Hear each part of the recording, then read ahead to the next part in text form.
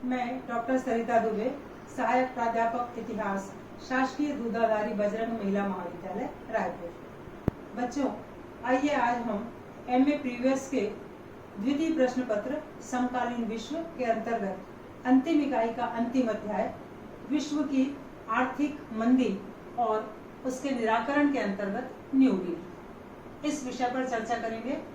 बच्चों, ये वीडियो पहला भाग है जिसमें केवल विश्वव्यापी आर्थिक मंदी पर चर्चा होगी और इसके बाद में इस वीडियो का दूसरा पार्ट आपके सामने आएगा जिसमें हम न्यू डील पर चर्चा करेंगे। आइए विश्वव्यापी आर्थिक मंदी को देखें।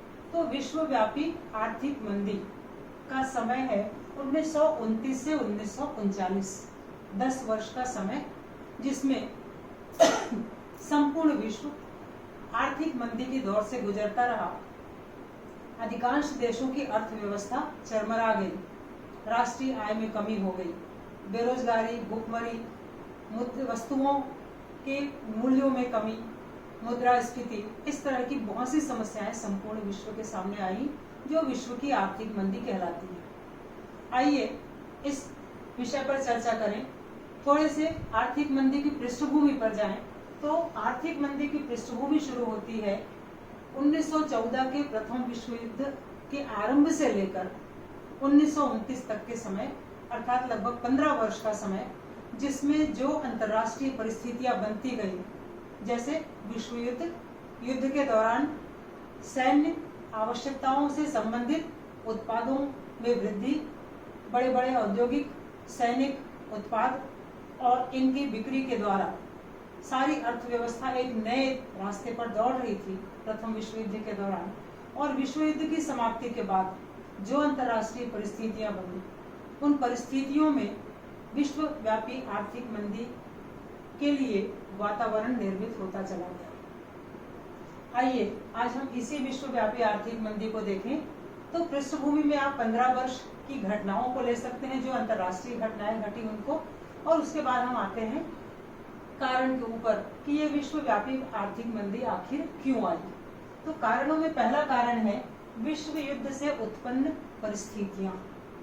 विश्व युद्ध में लगभग 28 राष्ट्र सम्मिलित थे, जिनमें से एक पक्ष हारने वाला और एक पक्ष जीतने वाला।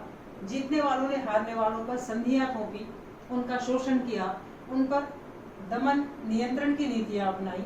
परिणाम यह हुआ कि एक पक्ष आक्रोशित रहा और दूसरा पक्ष अपनी विजयोल्लास मनाता रहा। इन परिस्थितियों में धीरे धीरे संपूर्ण विश्व आर्थिक क्षेत्र में मंदी की दौर की ओर अग्रसर होने लगा।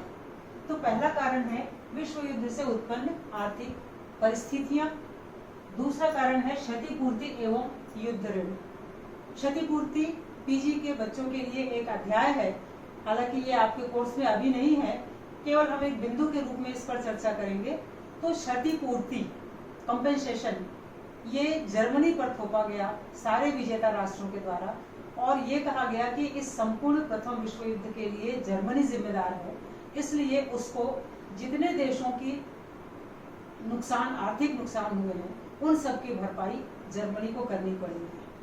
तो इसलिए एक क्षतिपूर्ति आयोग बना और उस आयोग की सिफारिशों के आधार पर संपूर्ण देशों को, सारे बड़े देशों को, जर्मनी को क्षतिपूर्ति की राशि मालों के रूप में और धनराशि के रूप में अदा करनी पड़ी। इससे जर्मनी की अर्थव्यवस्था चरमरा गई।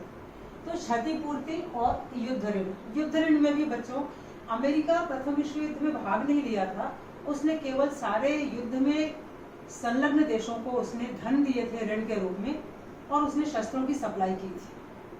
तो क्षतिपूर्ति और युद्ध ऋण जो थे, उसको लेकर के सारे देशों के बीच में एक आर्थिक अव्यवस्था के रूप में परिस्थितियां निर्मित हो रही थी, जो इस विश्वव्यापी आर्थिक मंदी के लिए जिम्मेदार थी।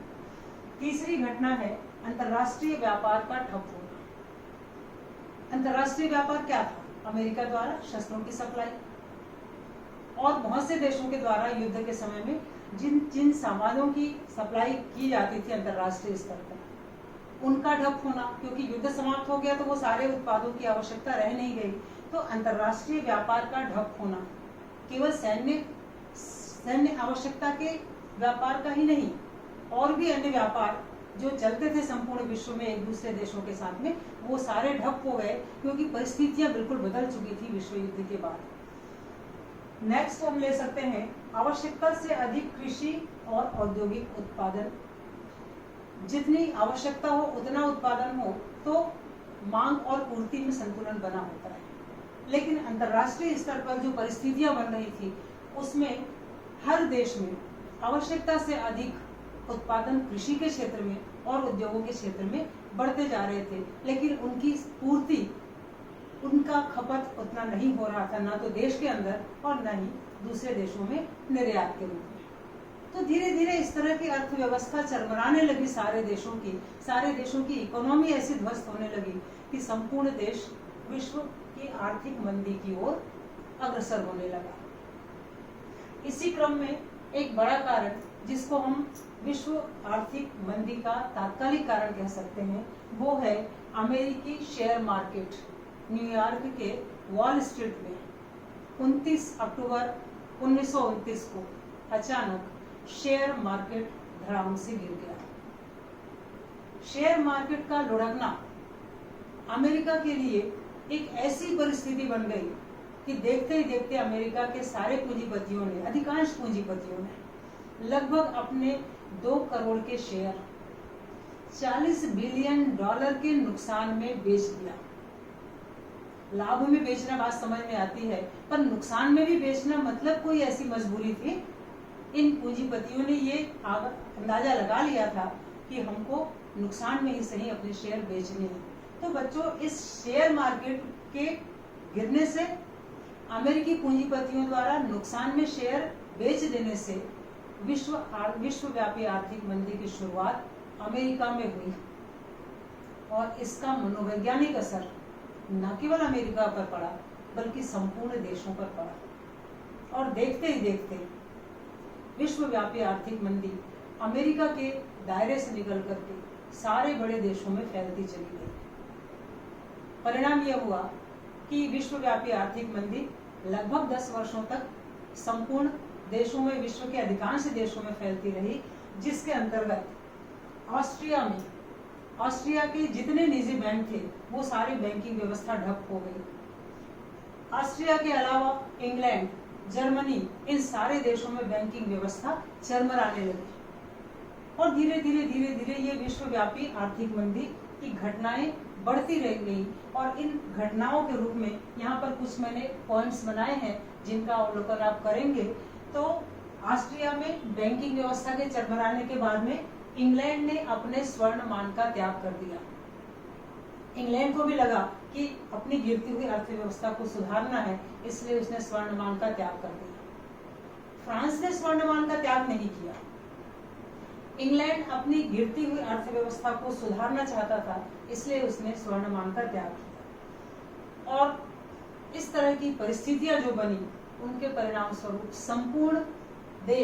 संपूर्ण वो देश जो इस आर्थिक मंदी की चपेट में आ रहे थे, वहां पर भूखमरी, बेरोजगारी, महंगाई, मुद्रास्फीति, इस तरह की घटनाएं बढ़ती चली गई। आयात और निर्यात, आयात बंद हो गया, निर्यात ठप पड़ गया। अकेले अमेरिका में लगभग 1 करोड़ 30 लाख लोग बेरोजगार हो गए। अमेरिका का उत्पादन 40% घट गया। और इस तरह से देखते ही देखते संपूर्ण विश्व में ये आर्थिक मंदी अपना पैर पसारने लगी। लेकिन वहीं पर 2 बड़े देश थे, फ्रांस और रूस, जिनमें इस आर्थिक मंदी का प्रभाव कम पड़ा, क्योंकि फ्रांस ने अपने स्वर्णमान का त्याग नहीं किया और रूस ने अपनी साम्यवादी नीति के तहत अपना व्यापार व्यवसाय संतुलित बनाने का प्रयास किया। और देखते ही देखते रूस इस आर्थिक मंदी की चपेट से उबर करके एशिया में अपना प्रभाव फैलाने लगा। तो इस तरह से संपूर्ण विश्व इस आर्थिक मंदी की चपेट में लगभग 10 वर्ष तक रहा। और उसके बाद हम अमेरिका, जहां से ये घटना शुरू हुई थी आर्थिक मंदी की, उसके इतिहास को देखें तो अमेरिका ने केवल 3 वर्ष तक इस आर्थिक मंदी का सामना किया। और उसके बाद में अमेरिका के नवनिर्वाचित राष्ट्रपति फ्रैंकलिन डी रूजवेल्ट, उसने एक नई नीति अपनाई इस आर्थिक मंदी से उबरने के लिए। और केवल 3 वर्ष की आर्थिक मंदी की मार के बाद अमेरिका ने अपनी नई नीति के तहत, नई आर्थिक नीति के तहत, नए समझौते की नीति के तहत उसने इस मंदी से अपने आप को उबार कर फिर से अर्थव्यवस्था के क्षेत्र में अपने आप को स्टैंड करने का कार्य किया और उसमें उसको सफलता भी मिली। तो बच्चों, ये आर्थिक मंदी की घटनाएं थी। आइए इस आर्थिक मंदी की घटनाओं के प्रभावों और परिणामों को देखें हम। तो इस विश्वव्यापी आर्थिक मंदी के परिणाम स्वरूप क्या क्या प्रभाव संपूर्ण विश्व पर पड़ा। तो एक तो भी ये प्रभाव पड़ा कि रूस अपने साम्यवादी नेतृत्व के तले इस आर्थिक मंदी से बच करके निकल गया और उसने अपनी साम्यवादी विचारधारा को संपूर्ण एशिया में फैलाया। यूरोप में यह प्रभाव पड़ा कि जितनी लोकतंत्रीय सरकारें थी वे इस आर्थिक मंदी की चपेट में आ गई और वे असफल हो गई। उनके स्थान पर इटली और जर्मनी में तानाशाही शासन की स्थापना हुई। इटली में मुसोलिनी ने फांसीवाद को और जर्मनी में हिटलर ने नाजीवाद को इस आर्थिक मंदी से उबार कर उसका नेतृत्व करके और आर्थिक मंदी से अपने अपने देशों को निकालने की कोशिशें की। तो यूरोप में अधिनायक तंत्र का उदय हुआ। वहीं पर संपूर्ण विश्व में इस विश्व की आर्थिक मंदी से निकलने के लिए शस्त्रीकरण की दौड़ शुरू हो गई, जिसका अंत द्वितीय विश्व युद्ध में जाकर के हुआ। इसी क्रम में पूंजीवाद को हम देखें तो पूंजीवाद ने फिर से अपने आप को इस मार से निकाल करके फिर से एक बार सशक्त पूंजीवाद की ओर अग्रसर किया और नए समझौते से अपने आप को उसने स्टैंड कर लिया। विश्वव्यापी आर्थिक मंदी की समाप्ति द्वितीय विश्व युद्ध के आरंभ होने के बाद हुई, क्योंकि जब द्वितीय विश्व युद्ध आरंभ हुआ तो फिर से नए शस्त्रीय उद्योग, नए सैन्य आवश्यकताओं से संबंधित उद्योग शुरू हो गए, अंतर्राष्ट्रीय व्यापार व्यवसाय शुरू हो गया और द्वितीय विश्व युद्ध जहां मानव के विनाश का एक कारण बनी, वहीं पर इस विश्वव्यापी आर्थिक मंदी से उबारने का भी सबब बनी। तो बच्चों, ये विश्वव्यापी आर्थिक मंदी का वीडियो हमारा यहीं पर समाप्त होता है। इसके बाद हम पार्ट 2 में न्यू डील या नए समझौते का अवलोकन करेंगे, उसको समझेंगे। धन्यवाद।